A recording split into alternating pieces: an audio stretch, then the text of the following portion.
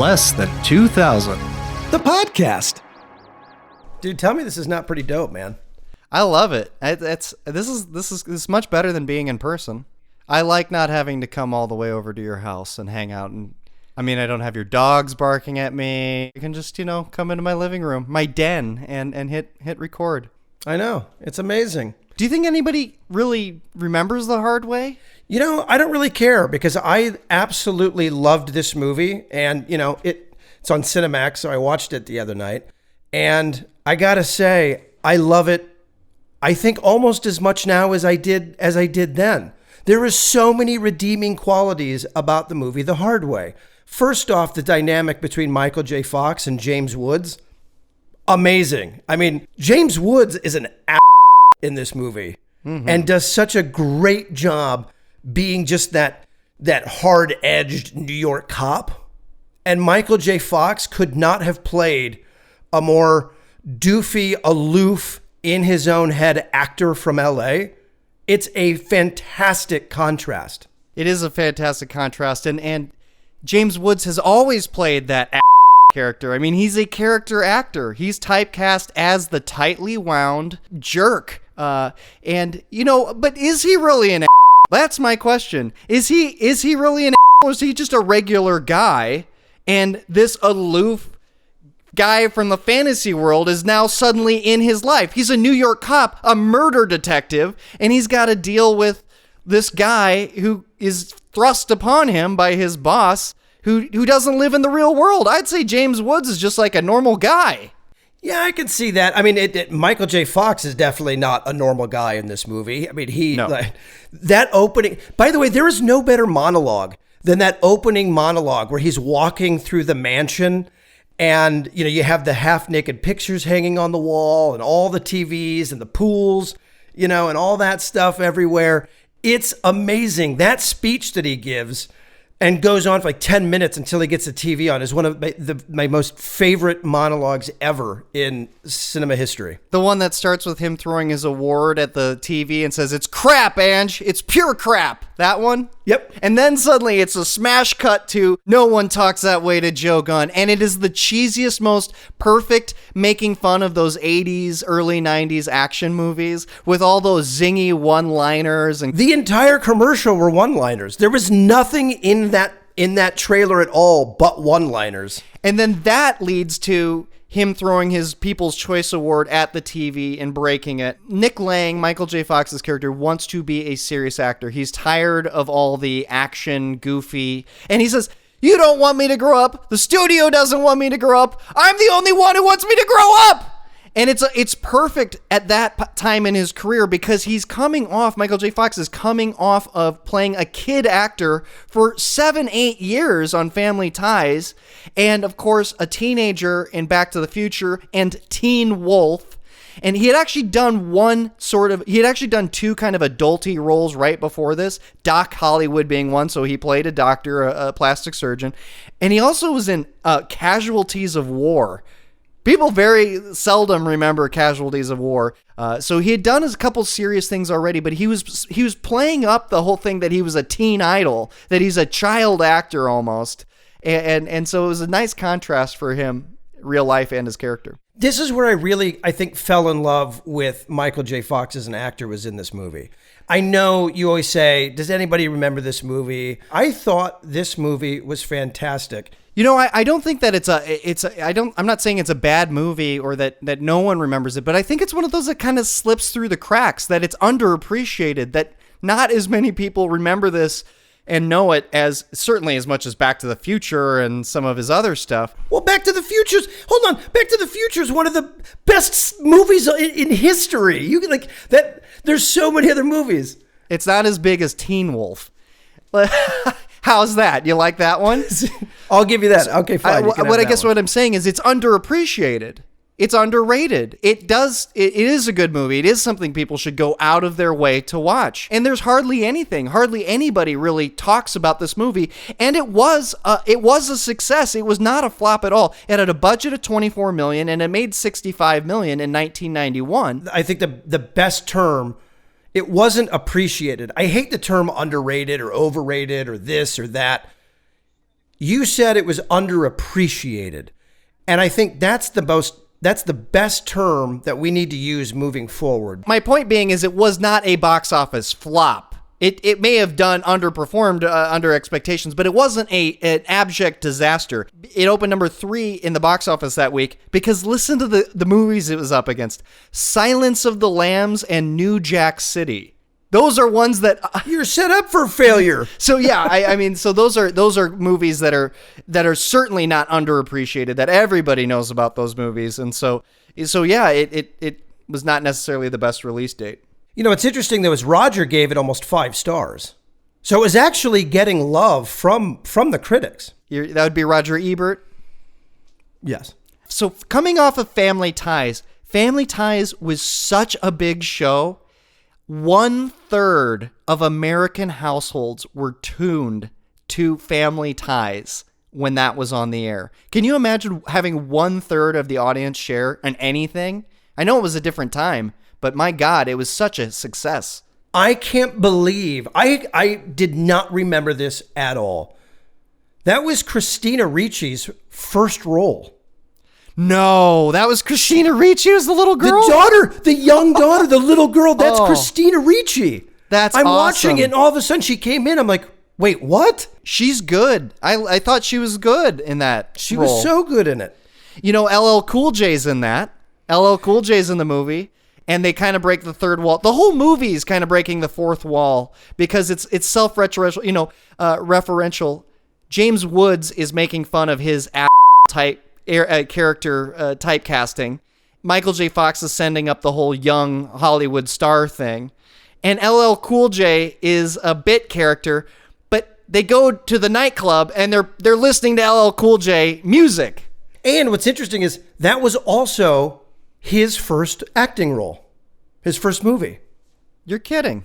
Yeah. So LL Cool J got his acting start from the hard way. Christina Ricci gets her acting start from the hard way.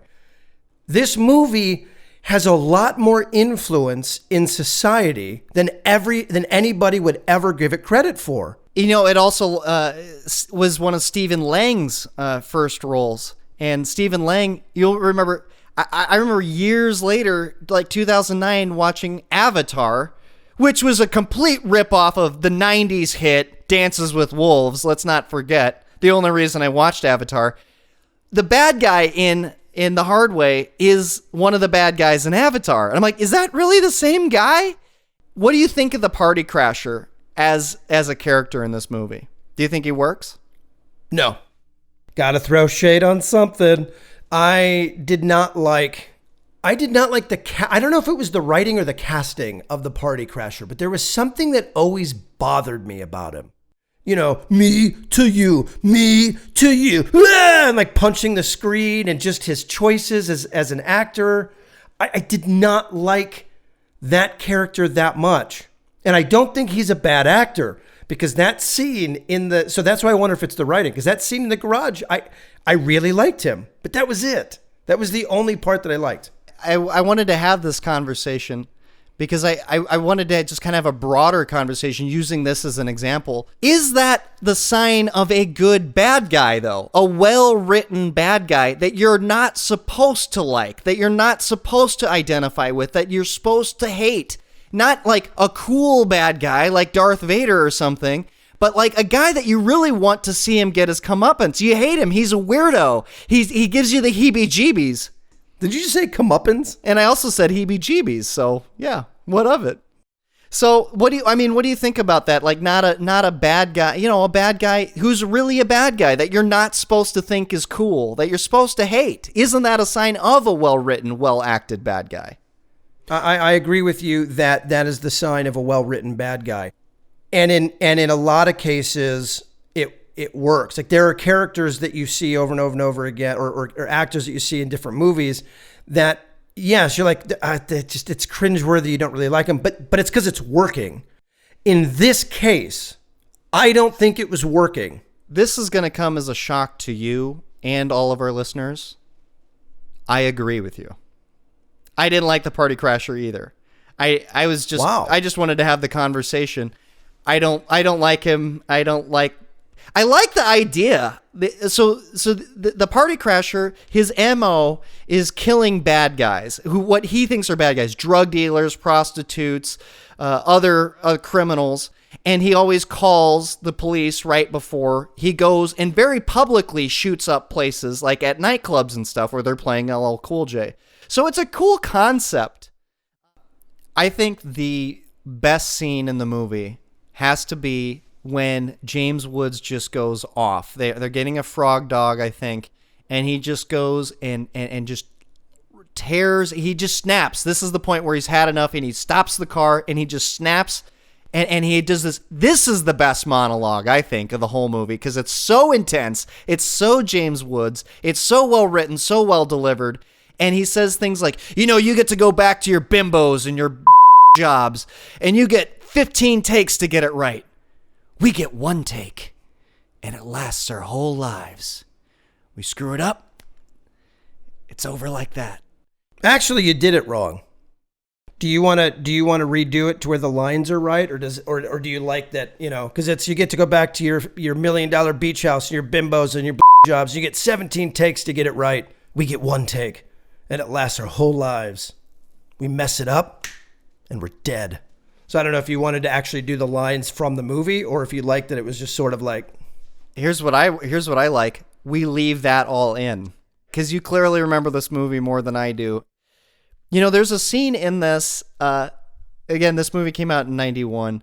There's a scene exactly halfway through this movie that does not hold up well in 2020. It is what it is for 1991. But looking back on it now, it just wouldn't work in 2020.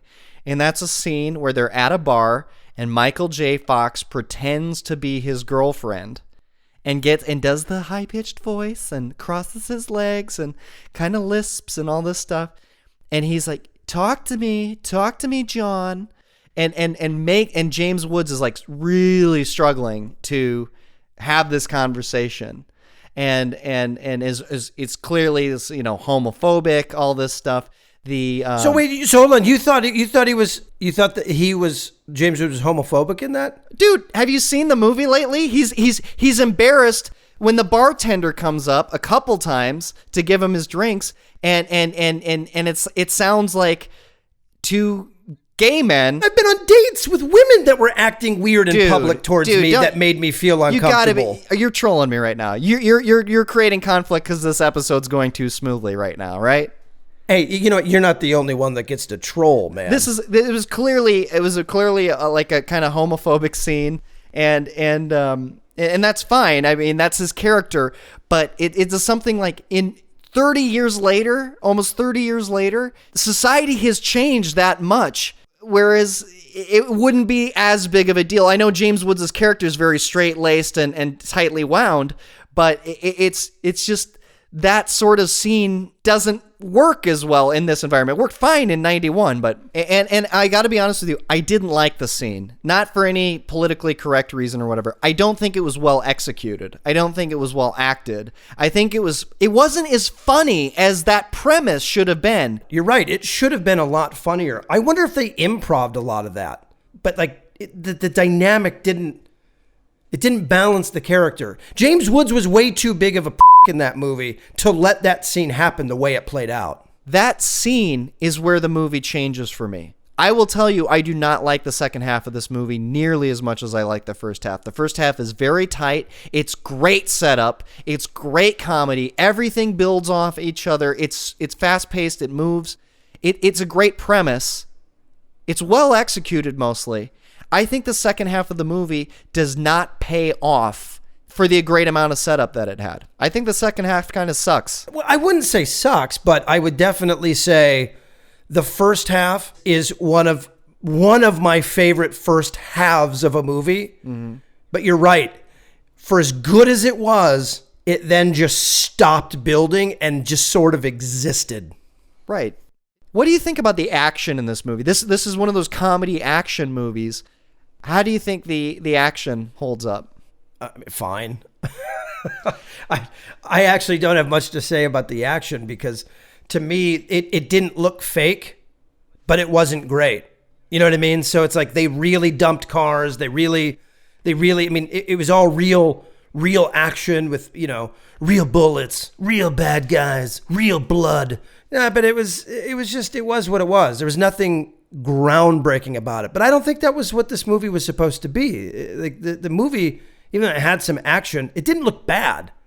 But you're not going to go right home about it. It didn't look bad. It had $24 million in 1990s money, early 90s money. So there was a decent sized budget. It wasn't Terminator 2 level or anything. But I think particularly the chase sequences are poorly edited. I think there's just a lot of weird going on, and it kind of gives me a headache. I don't think the action's particularly well done. No. I disagree. Because when they're chasing, they actually drew it out a little bit. Try watching an action sequence today, and you think this gives you a headache? Watch anything post 2000? No thanks. In action sequences, and oh my God, there's so much more going on. One of the things that I always remember about this movie, and James Woods specifically, is that The Simpsons sent it up, and James Woods went to the Quickie Mart with Apu, and James Woods was researching a role about a tightly wound convenience store operator or whatever. And I always just thought that was a cute little wink and a nod. James Woods actually did that on The Simpsons? Yeah. At the time, around the time this movie came out. But it was just funny to see him. He was in the Michael J. Fox role. He was doing a thing. So, hey, if The Simpsons did it, how underappreciated could it really be?